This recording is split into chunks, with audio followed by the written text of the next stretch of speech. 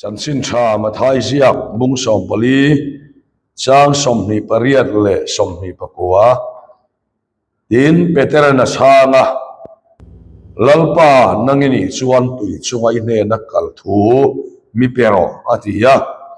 tinani chuan local ta che atia veteran chu longata chuka I suan nen lampanin tui chunga chuan ke in akala Chan chun tha lukaziak bung khat chang som thum pasari pathian thu chuak reng reng thil ti thei lovin om lovang atia pathian thu chuak reng reng thil ti thei lovin om lovang atia mi se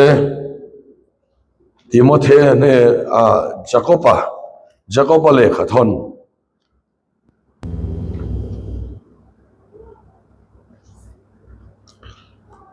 bung khat chang som mi le pakhat cho wangin bol lo song song le sual khat liam chu da bola thotu in tharau chandam thei chu thunoi rol takin pom ro thulal pan kan satan malmi som sak ro se pathian ne nei chong tra yang lalpa kan pathian min mangai tu Hey, zanin sang hian Kelsey kau khana pre-camping crusade nein hun kan han mang ta ni a ti chuan chan chuan a camping sual boy atang roi lo boy atang te chung te chan chuan a tur camping chu kan nei do na ni zanin a hian lalpa kan pathian ron kal khom te hi cho camping a lut tur te chu kan ni don lo ti a chiang sa rela tin cho camping a lut tur po chuan zan in ro in khom te hi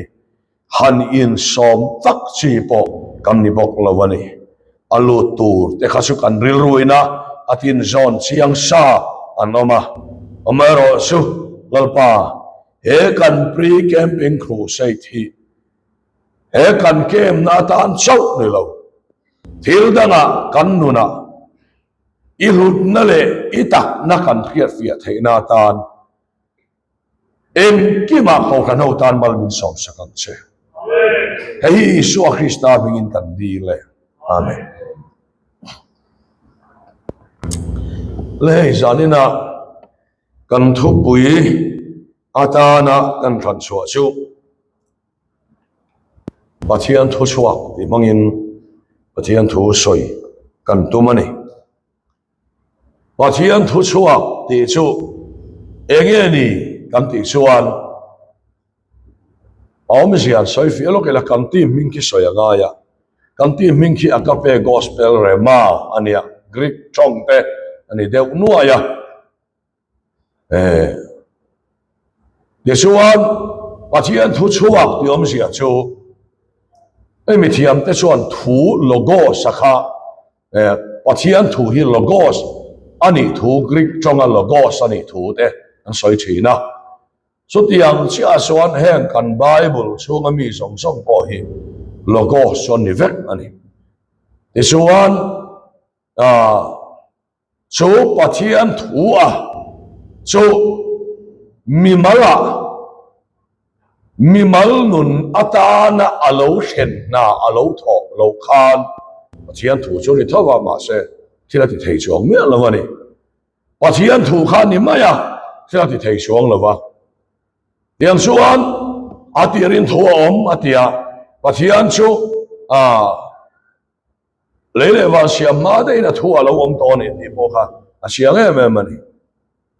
ma se so Bible kha lo omin athu kha lo omma sela keima ka mi mal muna na aron tho suan lo chot om sia nei lo ba so mi na aron tho na pa tharau chiang ni ma thanga cho pa chian thu nunga ron khenga chu Greek tong in rema antia cho pathian thu chua kan ti hi ani ta ni rema ania rema su asap chonga soifiana a chuan personal message te ti taila tin personal revelation te potila na de kome so ti anga mi mal taka pathian thu nunga alo thlen na kha pathian thu chua te hi ani ta ni so zanina kan ngai tuana lo om sela eng wange kan ti chuan to na kan ngai khak ta kan khan pathian thu chuak reng thil ti theilovina om lawang tin marinena van tier go gabrielan asoyani kha so tiar han soitaila hai kan rama hian pathian thu hi kan khria su kan ti takna a hemi kan ram sual na siam thatur po hian felro tharo simro inti te heng thu tha pui te hi chung ko kan soi hian pathian thu kan soi mo kan itla puya felro tharo simro inti te hi a chavio na eng dang lam na ma thlen laman heng te chu hindu le musulman an nei ve kani nun dan cha te mo ya manner sen etiquette kan tiang chi song kha an nei ve vek sa khodangin felro tharo simro inun hi nge ni film kur takin mangro chuti lau sule amal so mi dong lawang ti song ni an share tir vek ani so Christian chung ko kan ti de po hen kan share tir tlang pui ani de tlang pui ni atam percent so a chalo ka ti mi lo a cha ma she chuan mi khine ti dang lam khop torin eng na ma a thok so lo so wang suan hi pathian thuina min ko bo ne ya felro chalo ti hian mi khin asiam tha so lo so wang suan pathian thu chuang pathian thu nunga alo hen ero chuan ti dang lam theilo anei lo vani so kan ngai tua turani amaro asu pathian thui pui tu sakhiang ringota kan ngai ni hei mi hring khan a thei to pin anun kha sim koranga chutiang angkong su kan in sir tiranga pathian thu khan a pui don sakhia ni hian kan khedevani so wang suan to chuma poi kan kem dol ni a ektin nge camping hi kan ngai ektin nge special camp hi kan ngai ektin nge chutiang suan kan ngai ti kha kalwa hian alo om phong maya tiang suan mi hing nun kong dik ko mu tu satia ani lo pathian thu hi ti kan khiat poi man kan khia so zanin a hi kan ti ming mang hian soi kan tu mani khi agape gospel rema tiania agape ti chu nuin afarin mangai ro ti sir tir ngai lova mangai na ang hin ni lo ani nuin afa mangai na ang hi chu kes te podan nei fek ani so mangai na su pathian mangai na ala ni lova agape kan ti tak hi chu mi khinga changa chuak ni lo pathian changa chuak mangai na ani a gospel di chu san chin thani me rema ti chu pathian thu chuak khani a pathian achanga pathian mangai na lo thleng ti na ani mai so pathian mangai na lo thleng chuan mi khingin asiam that thei lo hi ati dang lam thei ani ti hi kan rin masak apoi mo le ka khia kan de tok sanga kar khat kan khunga kar khat kar ni kan khung to chuan anon zio mai nga ti kha kan ri ruwa lo om mai theya adi khop mai amaro so zanina kan ron tu mani lo ti kha ka soi masado ani so kan ron gol po ani lo wani pathian mangai na ataka hen na pinani akan pin ka arema zaina pathian thu chuwa te khani a kan sarman thopo ya hi Pathian ne na changa chuak dik tak alo khen to chuan mi hin pon lam the drugs zu ngei na ringot ni lovin thin lunga tha kan lo pa va kan ro se thin lunga tha khela ngai da na tha khela a hoi da na tha khela a thir da na tha khela chu su zai na hian he campinga kan soi tu kan gol ani don ani ti kha kan soi masale ni kan tim min kan put chana hi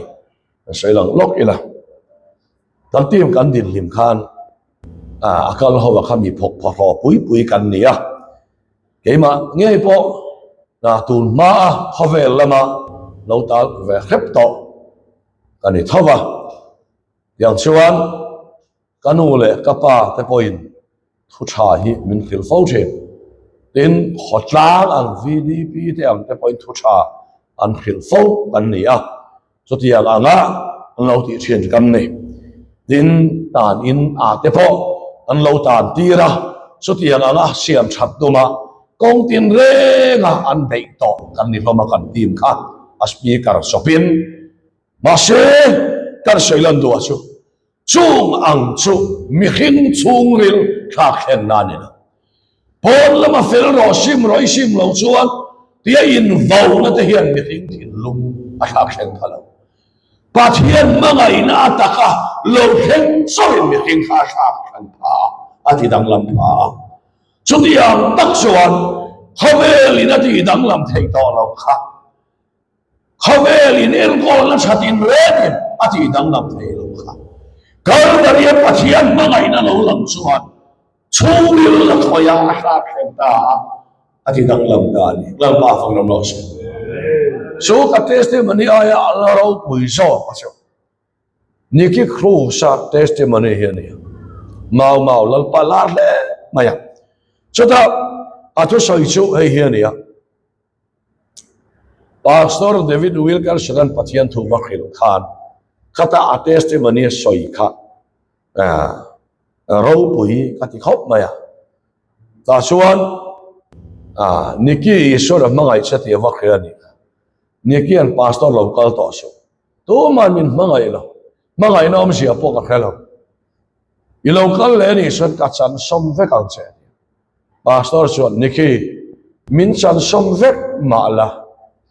katak sa bung khang chan som te hian isor mangai che an la ti thawang atiani niki khosa za na mu hil thei to lova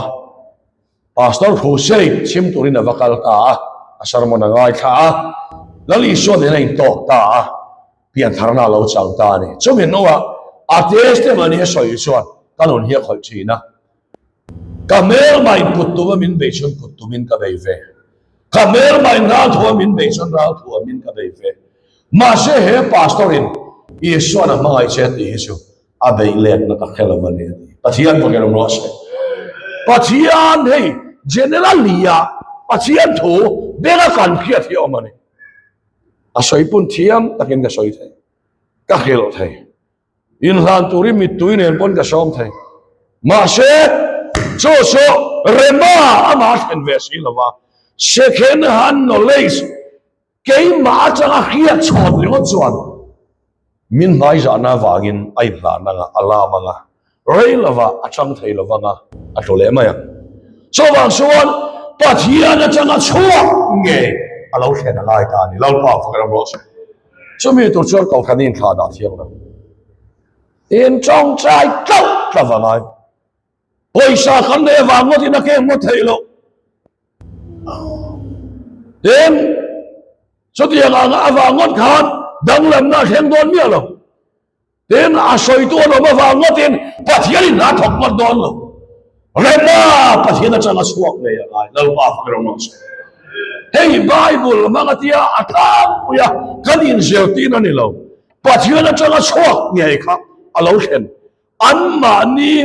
personal ta na lo pa thu suak an don ngai ngai ga ya suai ro suan ti dang lam thei lo anai lo ban so zalina hian kan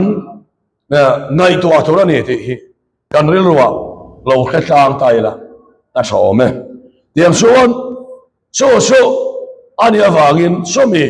thì đáng làm tu số apoi mo em anh hey số thì là vào khám mi kan special camp tan số khan han soi lâu tay là han hol sao lệ đều tay là ring tu na po hiền nè là i phê lang u i rồi là vàng u i cho mang u thế kan thế thu đi cái cái này hàng i cho mang u thì hiền min thì cho phá là bắt hiền thun nu ai buồn lâu sao cho tung đều thấy xí lâu an lâu tung kinh lệ xí lâu giải đam tung kinh lệ xí lâu và khăn to ba bắt hiền thun nu lâu hiền xuân Abraham and Isaac avidon lai takhan rema alo thela Abraham ifapa chunga khan ikut kha hau suam se ti thua lo thela so Abraham an chema viatum lai tak ati top ani mo do kan soi lai tak ti top atu chuan in sumin top sia nei ti top tu thununga lo thela ngai lal pa fakram lo se pathian thu lo thlen rema hi kan ma mo vek le zalina so kan ngai tu na lo ma se apoi mo le ani chu tiang se so voi ni a hian i lima ngoti ngot thei lo pathian thonung kha lo khena nga ya kan pui in kara ka fa pa ne kan in kara ke zon na lo pa khamwan na o ya lo khena ni sai tu ngai lo kam tam me kan ramin sualain amina again min chim lo again min chim po hi om lo te ka te asan chu pathian in puan na nung dong kan tlem dong in ti te la amak sak zo lal pan chu ti chuan ti ro min ti zo mo lal pa in keima mi sia ti tlom zo ni lo min khabuan zo ni lo mo nghe này azol này tai zoga tu te moi na an sui tu ra thil mak dong zonga o khia kan tam le loi sia mani mi mal da na khabuan khaphan na huna khabuan no lo thente huat na ka nei la ya ke ma nge mai ka sa ko ni min khia pia tu ra re ma lo then kham na nei phat chuan anon hi dang lam lo thei lo pa fa lam lo se cho mi on nung lâu thiên ở đây mà sai là hiện cắn mà mò số này thì khác hari lu han om se song su kan soi masaduani yang se chuan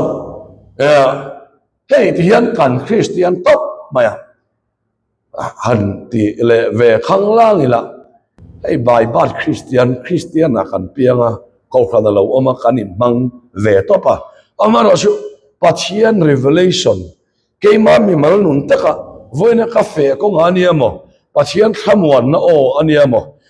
sual ka ti dona pathian o lo thlenga mo khatiang ang bible thonong manga lalpaina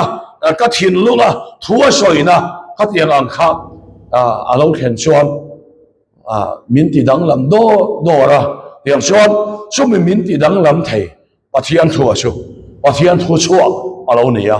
hei hian Christian on hi akhal kal tak mewa hei hian min ti ha dam ani dam lo na kan to ka arsat na kan to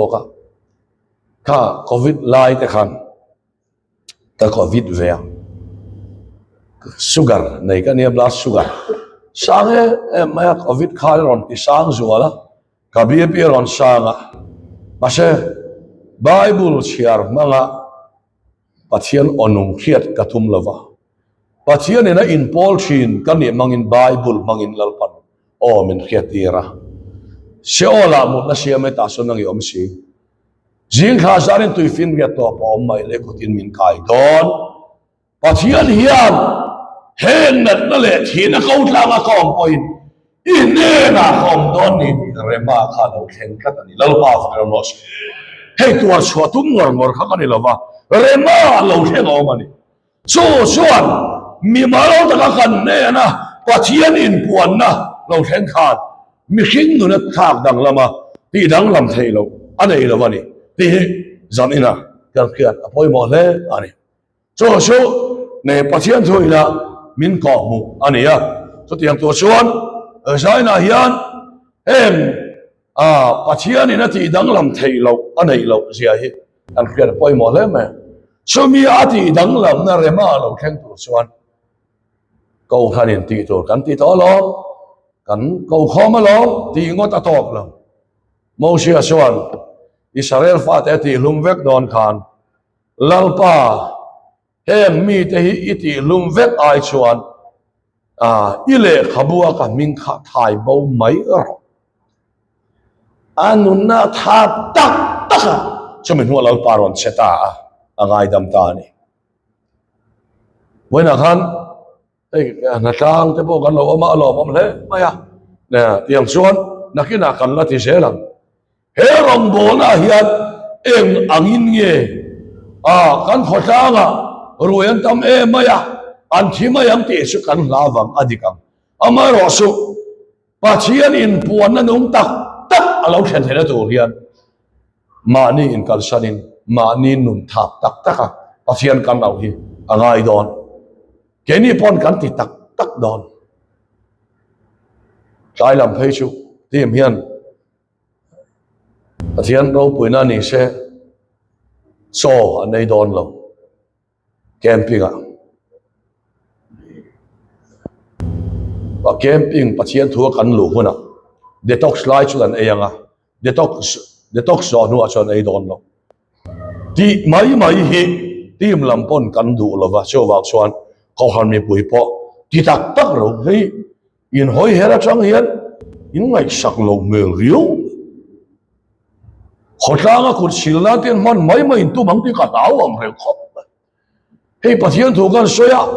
angai thamu mal poi long lo re nu ho tlem te ngai thai thalai nen friendship in mu thu vet eng tin nge ke mi in tum dan siam thatin tum dan ti de kha zaina kan ngai thuana lom se cho van suan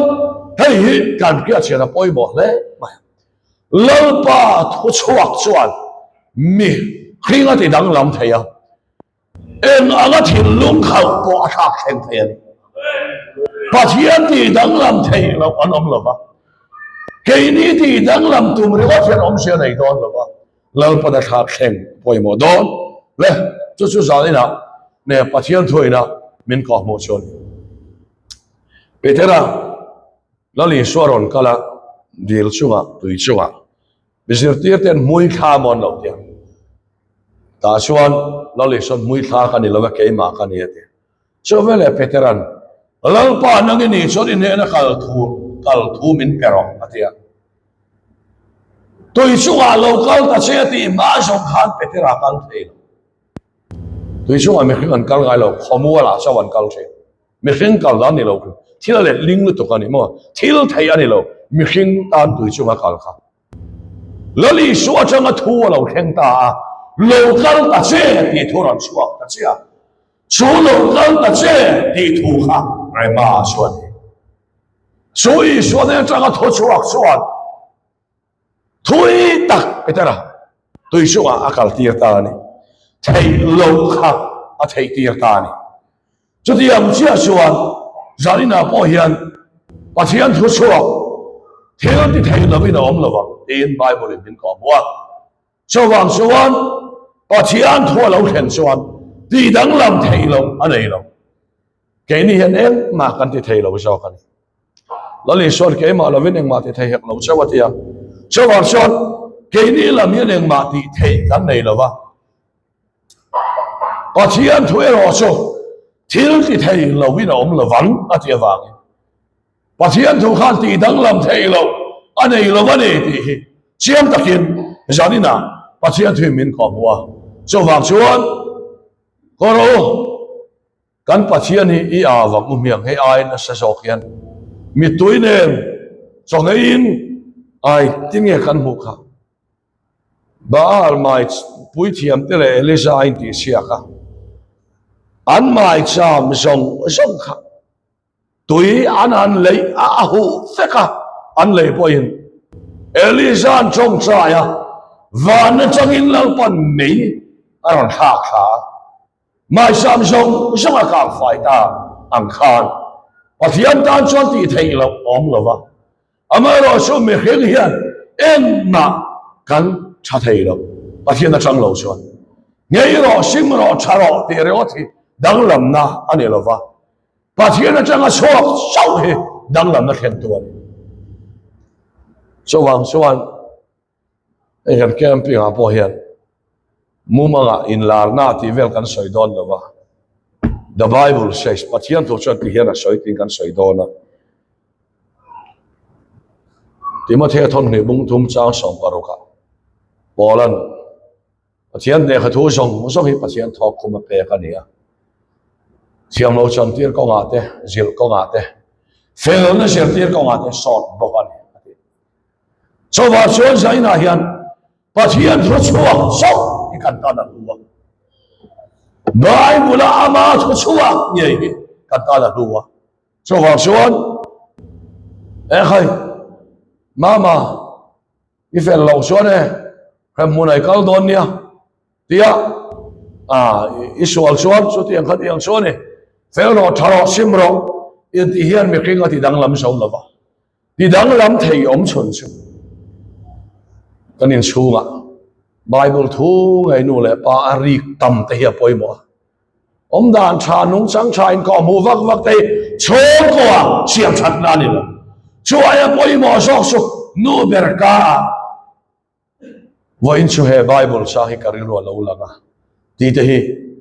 ritam ro se lal pa fa kanam ro se sumi rema son ma ni khen hun om nge ngai don so wang suan pa berka Hemi Bible changi karir wa lo langa ro se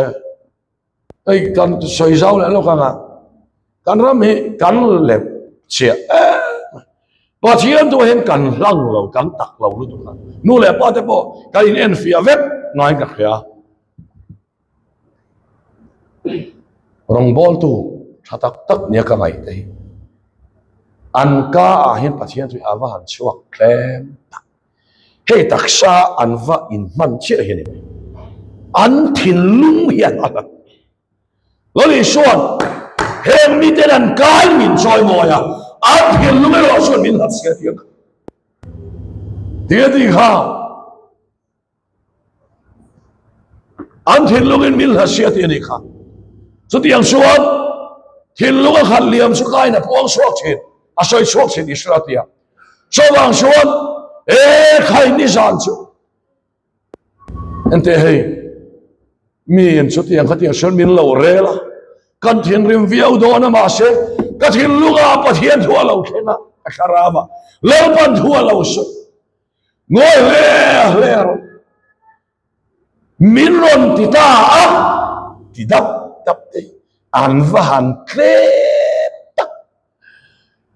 in man activity Christian hi so kan tam ma se Pathian thoi anei tak tak Christian kan hlem le chutia ga ikale I thin lungi anei che ani son chu aya khan dai khiam chom lo pa phagram lo se Hebrai bungli chang so pania Bible chon ti hiala so ya Pathian thoi annunga